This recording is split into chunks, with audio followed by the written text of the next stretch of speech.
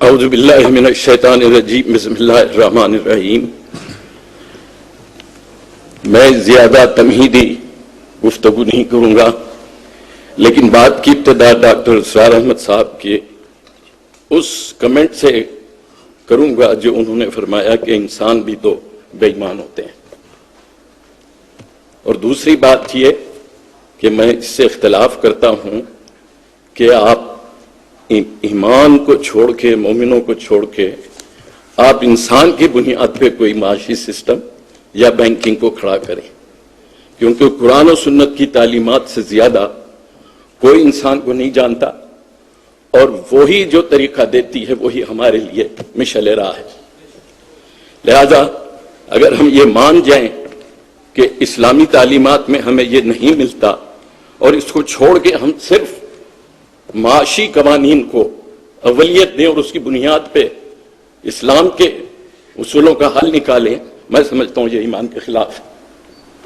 صرف ایک مثال دیتا ہوں اس کے غلط ہونے کی کہ 1400 سال میں کیا ٹی ایم سی ایل سے ہم نے بغیر سودی معیشت چلائی ہے مسلمان ممالک میں؟ نمبر 1۔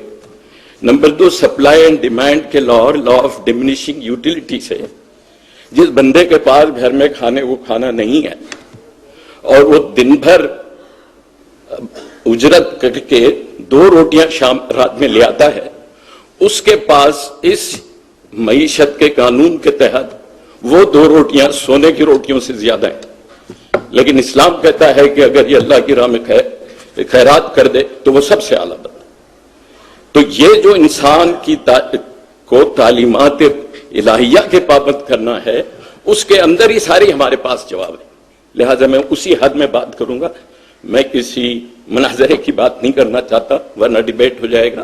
لہٰذا اس پہ میں اپنے آپ کو محدود کرتا ہوں کہ اور اس میں بھی نہیں جاتا، آیات کریمہ اور احادیث یہ سب بیان ہو چکی ہوں گی، یہ واضح ہے، اس میں کوئی وہ نہیں ہے۔ وہاں پہ بھی جب ہم نے شریعت کورٹ میں اپیلیٹ بینچ میں پڑھا تو ان لوگوں نے تو پہلے ہی ہاتھ خالی کر دیے کہ جی ہم مانتے ہیں حرام ہے، اور پھر آپ اگر معیشت جو چل رہی ہے سود ختم کریں گے تو یوں برباد ہوگی، یوں برباد ہوگی، یوں برباد ہوگی۔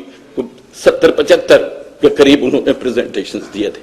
بہرحال تو ہم نے جو طریقہ کار اس میں عرض کیا، میں بات کا جواب پہلے دے کے، مقصد پہلے دے کے پھر اس کے حق میں کچھ بولتا رہوں گا، کیونکہ مجھے محدود کر دیا گیا ہے۔ اگر میں 15 منٹ سے زیادہ نہ جا سکوں تب بھی میری بات آپ تک پہنچ جائے گی۔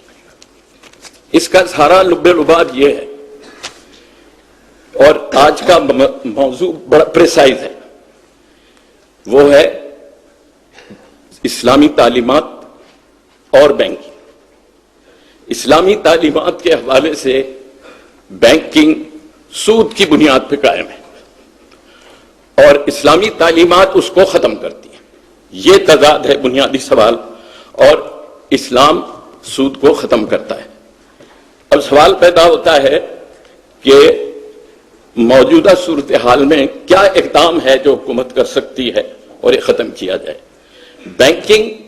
بینکنگ آرڈیننس کی بنیاد پہ قانونی انسٹیٹیوشن ہے، جس کے سیکشن 9 میں انہوں نے ایک سیکشن میں یہ اجازت دی ہے کہ بینک سود کی بنیاد پہ کھاتے رکھ سکتا ہے اور سود کی بنیاد پہ قرضے دے سکتا ہے، اور وہ شرح سود حکومت کنٹرول کرتی ہے، جو اب انہوں نے پی ایل ایس کے تحت وہ کھلا چھوڑ دیا ہے، لیکن وہ مقرر ہوتی ہے۔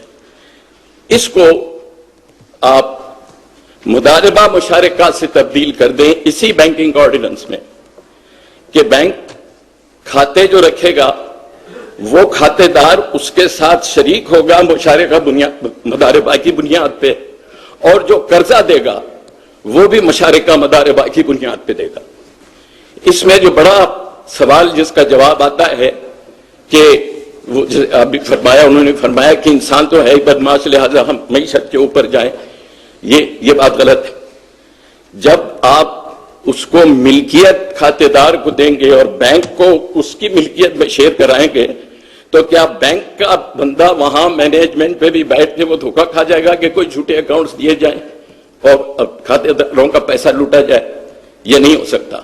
ہم تو آج کی بدماشی کا ماحول کو لے کے اس کے اندر اسلام کو فٹ کرنا چاہتے ہیں. ہمیں اسلام کو اس بدماشی کے ماحول کے اوپر نافذ کر کے اس بدماشی کو ختم کرنا ہے. لہذا ہمیں یہ الٹ آرگومنٹ لے کے اسلامی تعلیمات سے ہرگز ہٹنا نہیں چاہیے، اور ہمیں تمام اس کے حل دیے گئے ہیں.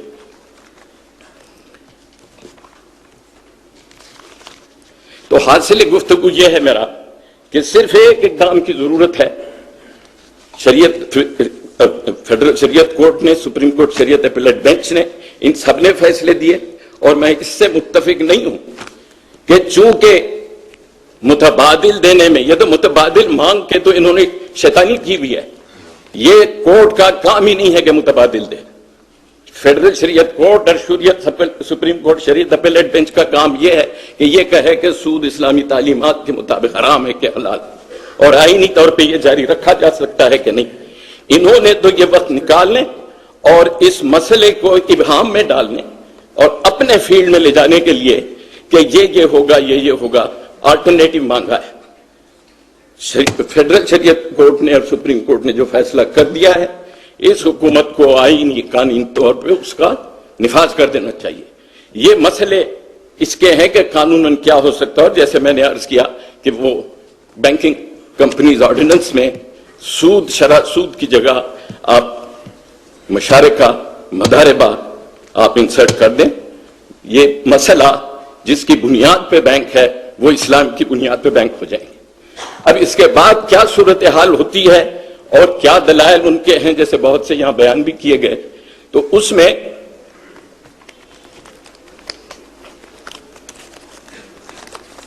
سب سے بڑا کام جو بینک کرتا ہے، اب بینک کے ادارے کی بات کر لیں، اسلام کی ہم نے کر لی، وہ کیپٹل فارمیشن کرتا ہے. اور کیپٹل فارمیشن ضرورت ہے معاشی سرگرمی کے لیے. بڑے پروجیکٹ ہیں تو 3 خاص طور پہ یہ جو قومی ترقی کے پروجیکٹس ہیں انہیں بڑا کیپٹل چاہیے ہوتا ہے. دوسرا صنعت ہے جس کی جسٹیشن پیریڈ 5-6 سال 7 سال سے پہلے منافع نہیں دیتی. اور اسی طرح بڑی ٹریڈ ہے، امپورٹ ایکسپورٹ یا بہت بڑا کاروبار. اس کے لیے وہ کیپٹل فارم کرتا ہے چھوٹے کھاتےداروں سے، اور اس فارم کیپٹل کو ڈپلوائے کرتا ہے پروڈکٹیو یوز میں. یہ ہے بینک کا کام. اب یہ پروڈکٹیو یوز بھی بڑی ڈبیٹ ہو گئی کہ یہ لازمی طور پہ پروڈکٹیو نہیں کرتا سود کے اندر، بلکہ اگر میں کہوں کہ یہ نان پروڈکٹیو پہ ہی جاتا ہے، یہ مبالغہ نہیں ہے. جو سود کا فائنانس ہے ذخیرہ اندوزی پہ جائے گا، منافع خوری پہ جائے گا، سٹے پہ جائے گا. آپ کو تعجب ہوگا کہ سٹے پہ جو کیش اس وقت جس کو آپ یہ دیکھ رہے ہیں 7400 پہ اس کا انڈیکس کراچی کا چلا گیا ہے، یہ 700% سالانہ پہ یہ قرض لے کے سٹا کھلا جاتا ہے. میں 700% سالانہ کی شرح عرض کر رہا ہوں.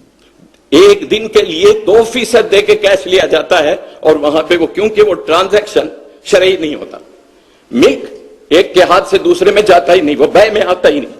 بے تو یہ ہے کہ آپ کی ملک دوسرے کو جائے، جنس دوسری جنس سے تبدیل ہو، اور اس کے بعد آپ اسے، آپ کی ملک ہے آپ بیچیں. لیکن یہاں یہ ہوتا ہی نہیں. یہ صرف کاغذ ادھر سے ادھر رکھے ہوئے، شیئر ادھر سے ادھر رکھے ہوئے.